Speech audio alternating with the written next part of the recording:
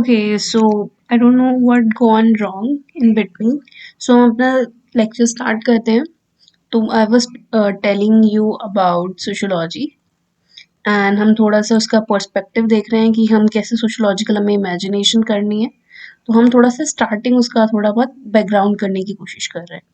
तो that is sociological imagination. Sociological imagination क्या होती है कि एक ऐसा टूल है through which one connect personal troubles with larger publics. मतलब आप अपने आप को स्टैंड करके एक बड़े सर्कल में देखने की कोशिश करते हैं. जैसे मैं एक इंडिविजुअल हूँ. मेरी मम्मी के साथ क्या रिलेशन है, मेरी ताऊ जी, मेरी ताई जी, एंड दूर एक रिलेटिव्स हैं, एक पड़ोस की आंटी है. मतलब हम अपने आप को एक दुनियादारी से कनेक्ट करने की कोशिश करते हैं. तो ये एक तरह से सोशियोलॉजिकल इमेजिनेशन है कि हम सोसाइटी से कैसे इंटरेक्ट कर रहे हैं. ठीक है.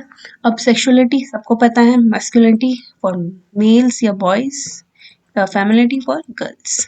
ठीक है. ये हमारी सोसाइटी में मेन है कि कोई लड़का है कोई लड़की है. That is the main thing.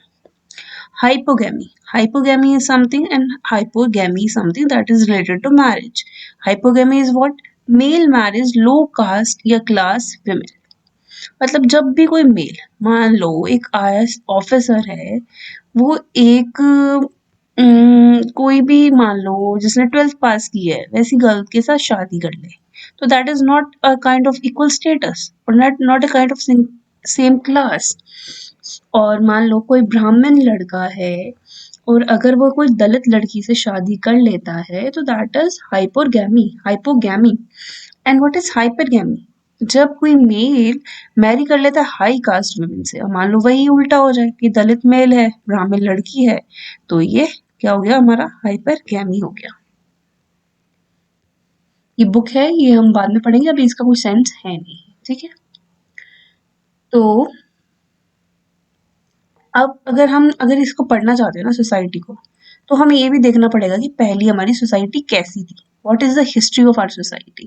जैसे हमें पता है कि ब्राह्मण्स जो थे वो बहुत ज़्यादा ऑन टॉप थे, वो बहुत ही प्योरेस्ट क्लास या बोल सकते हैं ना प्योरेस्ट क्लास या कास्ट मानी जाती थी या मानी जाती है. और जो अनटचेबल्स होते थे वो बहुत ही पल्यूटेड हैं, उनको इवन विलेजेस में भी एंट्री नहीं मिलेगी. तो हमें ये सब सोसाइटी के बारे में कैसे पता लगेगा? जब हम हिस्ट्री पढ़ेंगे. तो you have to be study history very first for that.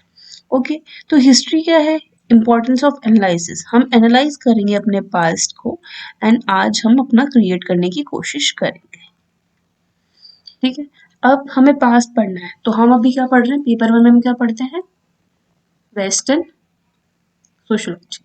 तो हमें समझनी पड़ेगी कि वेस्टर्न में कैसे आती है. उसके पहले हमें यूरोप मॉडर्निटी समझने की कोशिश करनी पड़ेगी. ठीक है.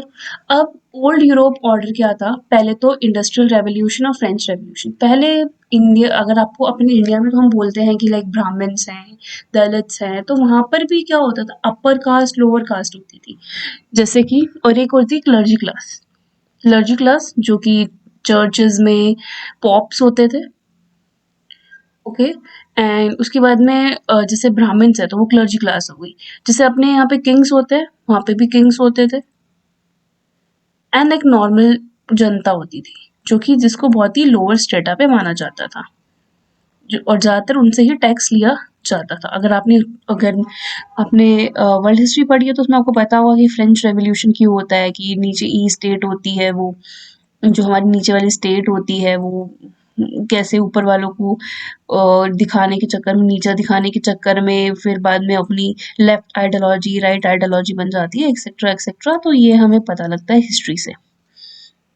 ठीक है. कि पहले एक ही ऐसे क्लास होती थी, एक थ्री वर्ग थे, फिर बाद में एक फ्रेंच रेवोल्यूशन होता है, फिर उसके बाद में जो लोअर कास्ट थी उसकी डोमिनेंस हो जाती है. फिर कैसे गुलेटिन किया जाता है किंग को, अगर आपने पढ़ी है तो उसमें होता है ना गुलेटिन कर दिया जाता है उसको. तो फिर गुलेटिन होता है और एक्सेट्रा एक्सेट्रा. तो यहाँ से हम देखने को मिलता है कि एक तो फ्रेंच रेवोल्यूशन और एक इंडस्ट्रियल रेवोल्यूशन. जब यूरोप के अंदर इंडस्ट्रीज आ रही थी, जब बोलते हैं ना साइंटिफिक रिवोल्यूशन आ रहा था, पुनर्जागरण. जब ही तो यूरोप वाले अपने इंडिया में आए थे 1600 के आसपास, क्योंकि they were making, they were strengthening in ship building, और ये सब शिप बिल्डिंग वगैरह में स्टार्ट हो चुके थे, तभी तो वो यहाँ पे आ रहे थे। तो ये सब दो ऐसे फैक्टर्स थे जो कि ओल्ड यूरोपियन ऑर्डर को एक नए ऑर्डर के अंदर चेंज कर रहे थे। तो वही बताया है कि एक ओल्ड यूरोपियन ऑर्डर क्या था, स्ट्रैटिफिकेशन सिस्टम था, कि ये थ्री सिस्टम है, क्लर्जी क्लास है, पोप्स हैं जो कि बहुत ही टॉप पे है, जो बहुत ही प्योर माने जाते हैं, क्रिश्चियंस के मतलब जैसे हमें गॉड बोलते हैं वैसे गॉड्स माने जाते हैं, तो that is something about that, based on privilege पे, क्लासेस के बेस पे, स्टेटस के बेस पे, ये सब ना पूरा बटा हुआ था। डिवाइन ओरिजिन थ्योरी जैसे हमने, कि भाई डिवाइन ओरिजिन थ्योरी क्या है, कि भाई जो पॉप्स हैं वो तो भगवान की ही मतलब मैसेंजर्स हैं। तो दिस काइंड ऑफ थ्योरीज पहले बिल्टअप की जाती थी, जैसे फर्स्ट क्लर्जी प्रिस्टली क्लास है। तो ये सब थ्योरीज फिर बाद में नोबल एरिस्टोक्रेसी जो कि किंग्स और ये सब थे, तो ये इनके अंदर आते थे। फिर इसके बाद में एक रेस्ट ऑफ द सोसाइटी आती थी, जिसको हम है ना ब्रुजोआसी, और जिसके अंदर से ब्रुजोआसी और दो टाइप के लोग निकलेंगे, प्रोलेटेरिएट निकलेंगे और ब्रुजोआसी निकलेंगे। जो कि ब्रुजोआसी है जिसके ऊपर कार्ल मार्क्स ने बहुत कुछ बोला है, वो हम आगे पढ़ेंगे। तो ये तरह से हम एक हमने ना यहाँ पे एक हिस्ट्री देखी कि यूरोप में कैसे एक जो मॉडर्न क्राइटेरिया था थ्री स्टेट का, फिर बाद में इंडस्ट्रियल रेवोल्यूशन के बाद में सब कुछ इक्वल हो गया। जो ये सोसाइटी थी ये डोमिनेट करती थी, इसके अंदर से भी दो क्राइटेरिया निकल के आएंगे, एक ब्रुजवासी एक प्रोलेटेरिएट निकल के आएंगे, जो कि इनको फिर डोमिनेट करेंगे। क्योंकि सोसाइटी का एक पार्ट है कि एक सेक्टर जो है दूसरे को डोमिनेट करेगा ही करेगा, जो भी वीक है ना उसको डोमिनेट, वो डोमिनेट होगा ही होगा, कुछ भी हो जाए वो डोमिनेट होगा ही होगा। ठीक है, अब फीचर क्या है सोसाइटी के, मोनार्की थी, प्रिविलेज बेस्ड ऑर्डर था, कि भाई किसी के पास पैसा अच्छा है या किसी के पास पॉलिटिकल पावर है तो that is on the top, कौन है टॉप पे है। फ्यूडलिज्म था, फ्यूडलिज्म क्या होता था कि कुछ मान लो पेजेंट्स हैं, तो वो कोई बिग लैंडलॉर्ड के यहाँ पे काम कर रहे हैं, बिग लैंडलॉर्ड के यहाँ पे काम कर रहे हैं, तो ये फ्यूडलिज्म होता था। पेट्रियार्कल सिस्टम था, मेल्स डोमिनेटिंग, आपको सबको पता है कि पूरी हिस्ट्री के अंदर सबसे ज्यादा मेल्स जो है वो डोमिनेटिंग थे। तो पेट्रियार्कल सोसाइटी थी। रिलीजन, धर्म तो सबसे सुप्रीम था, कि भाई रिलीजन ही है सब कुछ, पोप्स तो भगवान के डिवाइन पावर से आए हैं। डिवाइन रिलीजियस थ्योरी थी। नेपोटिज्म था, appointed by green queen. Nepotism कि भाई अगर कोई नेपोटिज्म क्या होता है कि अगर एक बंदा है, एक कोई भी इंसान है, वो बहुत ही अमीर है, तो उसके बच्चे हैं, उनको भी उनका पैसा मिल जाएगा। या कोई फिल्म इंडस्ट्री के अंदर लोग हैं, तो उसका जो बेटा है वो भी एक्ट्रेस या एक्ट्रेस बन जाएगा। तो that is kind of nepotism, appointment on the basis of friendship and kinship. ठीक है, कॉजेस क्या थे हमारे पॉलिटिकल रेवोल्यूशन के, कि भाई सॉरी फ्रेंच रेवोल्यूशन के क्या कॉजेस थे, क्यों हुआ फ्रेंच रेवोल्यूशन। बिकॉज जब एक हद तक ही तो आप किसी को सप्रेस करोगे, आप अनलिमिटेड किसी को सप्रेस करते जाओगे तो भाई वो कभी तो बोलेगा ना। तो ये एक मेन था। बट हमें इसको प्रॉपर आंसर में लिखना है, ऐसे तो हम लिख के नहीं आएंगे कि भाई ये एक थ्योरी थी ऐसा वैसा। तो प्रॉपर उसको चैनलाइज करना है हमें, कि फर्स्ट लिखना है कि भाई पॉलिटिकल सोशल इश्यूज थे, wars, no separation of powers, कोई पावर सेपरेशन नहीं थी, सब कुछ जो मोनार्क होता था वही सब कुछ हैंडल करता था। वही तो क्या होता था, मोनार्क है, किंग है, वही हम जुडिशरी का भी काम वही कर रहा है, लेजिस्लेचर का भी काम वही कर रहा है, और एग्जीक्यूटिव का काम भी वही कर रहा है। तो कोई सेपरेशन ऑफ पावर ही नहीं थी। सब कुछ, अगर किसी को सजा सुनानी है तो वो भी किंग सुनाएगा, फिर कानून निकालना है तो वो भी किंग सुनाएगा, सब कुछ भाई किंग ही किंग है। ये क्या मतलब है भाई। और किंग कैन, और ये भी थ्योरी थी, किंग कुछ गलत कर नहीं सकता। भाई इंसान हो, कुछ भी गलत हो, कहीं कोई भी कर सकता है। फिर इकोनॉमिक रीजंस थे, भाई बैंक्रप्सी हो रही थी, ह्यूज सैलरीज पे आउट की जा रही थी, क्योंकि जो राजा के मंत्री लोग थे, सारा पैसा राजा ने बांट लिया, कुछ मंत्रियों को दे दिया, भाई ये सब चल रहा था। ह्यूज बोरोविंग्स हो रही थी, और बहुत ज्यादा इंटरेस्ट रेट उस पर चार्ज किया जाता था। मान लो कोई थर्ड ई स्टेट का बंदा है, थर्ड ई स्टेट का बंदा है, उसने मान लो 10,000 रुपए लिए, तो भाई उसको बोल दिया कि तुम महीने महीने हमको 5,000 रुपए देना। भाई ये क्या मतलब है, 50% ब्याज कौन लगाता है ना। तो ये सब चलता था। फिर high taxation, third third state पे तो बहुत ही ज़्यादा टैक्स लगा दिया जाता था। फिर intellectual, some of the intellectual who are associated with played a क्री और फिर बाद में क्या होता है ना, वो उन्हीं जो ई थर्ड ई स्टेट्स में था ना, कुछ बुद्धिजीवी निकल के आते हैं। कौन आते हैं? कुछ बुद्धिजीवी निकल के आते हैं, जैसे कि हमारे साथ भी हुआ है। जैसे अगर हम बात करें तो सावित्रीबाई फुले जो है, उन्होंने काफ़ी जो नीचे की जो डिप्रेस क्लासेस थी या जो भी डिप्राइव्ड क्लासेस थी, उनके लिए काफ़ी वर्क किया है। पी आर अम्बेडकर जी ने बहुत वर्क किया है। तो सेम टू सेम वहाँ पर भी कुछ ना कुछ ऐसे लोग निकल के आएंगे जो कि इनके लिए सोचेंगे, जो कि थर्ड ई स्टेट वालों के लिए सोचेंगे कि इनके साथ बहुत गलत हो रहा है। तो बहुत फिर बाद में क्योंकि सब पढ़ने लग गए, जब पढ़ेंगे तो दिमाग की बत्ती चालू होगी। जब दिमाग की बत्ती चलेगी तो कुछ खुराफाती करेंगे। तो ये वहां पे भी होने लग गया। और उनका नाम कुछ आपके सामने दिया हुआ है, जीन रोस्यू, थॉमस हॉबिस, वॉलेटियर, मॉन्टेस्क्यू। तो ये हमारे कुछ बुद्धिजीवी निकल के आए। ठीक है। अब मोंटेस्क्यू, मोनेटेस्क्यू का मेनली अगर आप इसको जानते हो ना, अगर कुछ भी अगर आपने पॉलिटिक्स में पढ़ा हो या कुछ भी, आई डोंट नो अगर आपने कहीं से पढ़ा हो, तो ये बेसिकली ये सेपरेशन ऑफ पावर के लिए ना काफी फेमस है। He is really famous for the separation of power, जो कि हमारा 3 सेपरेशन ऑफ पावर है ना, जुडिशरी, लेजिस्लेचर, एग्जीक्यूटिव का, ये थ्योरी यहीं से निकली है, इन्होंने दी है, मोनेटेस्क्यू ने ही दी है। In the age of reason, enlightenment, man instead of God become central of instead of God become central of universe. He is influenced by writings of Ren, Descartes। यार इनके ना नाम रटने पड़ेंगे, देखो कुछ कुछ, और रट कैसे सकते हो? जाओ गूगल पे, इनकी तस्वीर देखो, इनको रिलेट करो और याद रखो। और कोई भी मतलब नहीं है, क्योंकि यार ये नाम रटने तो पड़ेंगे कैसे ना कैसे। और एक तो ये क्या होता है ना कि यार मेरे साथ तो ये बड़ा प्रॉब्लम होता है कि ब्रिटिशर्स नेम ही याद नहीं होते हैं। तो आई डोंट नो कितने लोगों के साथ ये दिक्कत होती है।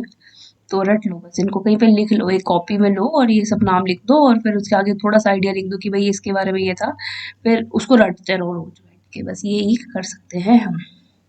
चलो, who was the opinion that instead of divine truth we should seek rational truth based on observation. Montesquieu has propounded theory of separation of power between judiciary, जो मैंने बता दिया वही इसमें इस पूरे पैराग्राफ में लिखा हुआ है कि भाई किंग जो है वो सुपीरियर नहीं होना चाहिए, यहाँ पे सबके पास पावर डिवाइडेड होनी चाहिए। जुडिशरी कोई हो किसी और को दो पावर, कोई कानून बनाने की पावर किसी और को दो, सत्ता चलाने की पावर किसी और को दीजिए आप। ठीक है, ये बेसिकली ये बोलते हैं। फिर आते हैं हमारे वॉलंटियर्स। तो ये क्या बोलते हैं? Argues that God resides in the hearts of each one of us and we do not need church to pay homage to gods. मतलब ये बोल देते हैं कि भाई चर्च हमें नहीं चाहिए, चर्च हमारे लिए नहीं है। ठीक है, हमारे तो दिल में ही भगवान बसते हैं, जैसे कि हनुमान जी ने अपना सीना फाड़ के दिखाया था कि राम सीता तो मेरे सीने में है। वही बात ये हमारी करने की कोशिश करते हैं कि God is in us and in us, so we don't need churches. ठीक है। He once said, I may not agree with what you have to say, but I shall defend till my death of your right to say what to say। मतलब क्या बोलते हैं, क्या तुम्हें कहना है, but I shall defend till my death you right to say what to say. मतलब मैं अपने आप को मरते दम तक डिफेंड करूंगा जो भी मैं कह रहा हूँ, right to say what to say. ठीक है। Jean Jacques Rousseau, he was the opinion state shall be outcome of contract between people and the rules, hence rules shall respect people। ये बोलते हैं कि भाई जो रूल्स है ना वो लोगों के लिए बन रहे हैं, तो वो लोगों से पूछ के ही बनाओ। किंग ही कौन होता है कि जो सब कुछ सोच लेगा कि भाई पीपल को यही है, यही सब कुछ इनको देना है या नहीं देना। तो ये सब होता है यहाँ पे। Such an outcome is a product of social contract, मतलब एक तरह से सोशल कॉन्ट्रैक्ट की थ्योरी ये देते हैं। अगर आपने एथिक्स में आई थिंक इनको पढ़ा होगा कहीं ना कहीं, ये तीन लोग एथिक्स में हमारे आते हैं। अगर आपका जीएस पूरा हो गया होगा तो आपको पता होगा कि सोशल कॉन्ट्रैक्ट की एक थ्योरी भी है हमारे एथिक्स के अंदर, जो कि बताते हैं कि कैसे लोग सोशल कॉन्ट्रैक्ट में बंधे हुए हैं, जहाँ पे जो जो क्लास है, ऊपर अपर जो क्लास है वो डाउन क्लास, जो हमारे पीपल होते हैं उनके वेलफेयर के लिए चुनी जाती है, और ये जो भी डेमोक्रेसी का जो फंडा है एक तरह से इनडायरेक्ट वो इसमें बताने की कोशिश की है। तो ही opinion that state shall be the general will.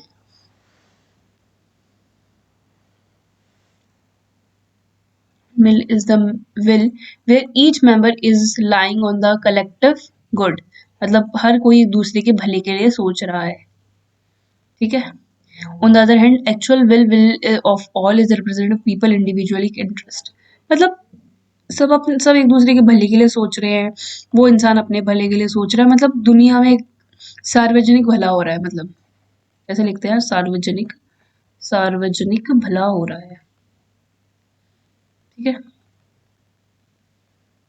यार मेरी को ना हिंदी ना इतनी ऐसी है मेरी, तो देख लेना, है ना। ठीक है, सार्वजनिक भला हो रहा है। Law should record what people desire for, and it should protect people freedom. The only government is the one which is formed of general will for the people, मतलब डेमोक्रेसी को बोलने की कोशिश, मतलब ऐसी गवर्नमेंट होनी चाहिए जो कि लोगों के द्वारा नियुक्त की गई हो। तो ये इसका आइडिया है। जॉन लॉक्स जॉन लॉक क्या बोलते हैं? Argues man is a born of reasonable and moral with natural rights, right to property, जो कि फंडामेंटल राइट्स का जो फंडा है ना, मेरे को लगता है इन्हीं से ही लिया गया है, ठीक है। तो कुछ अभी क्लास शॉर्ट रखते हैं, ये हमारा फर्स्ट लेक्चर है, और हम आने वाले टाइम में इस सीरीज को कंटिन्यू करेंगे। अगर एक भी चीज़ आपको अच्छी लग रही है तो, या नहीं लग रही है तो, आप कमेंट सेक्शन में ज़रूर बता सकते हैं। और मैं ये सीरीज कंटिन्यू रखूं तो इसके लिए मुझे सपोर्ट कीजिए, ओके। क्योंकि जब लाइक्स आते हैं या आपके लोग पसंद करते हैं तो आपको और भी मन करता है बनाने का। तो प्लीज़ अगर आपको ये वीडियो थोड़ी सी पसंद आती है तो लाइक शेयर तो ज़रूर करें, अपने शेयर करें अपने दोस्तों के साथ जिनके पास सोशोलॉजी ऑप्शनल है। और बस इतना ही अभी के लिए, अभी चलते हैं। So okay, bye and keep studying. छोड़ना है यार, है ना, यूपीएससी। सो बाय।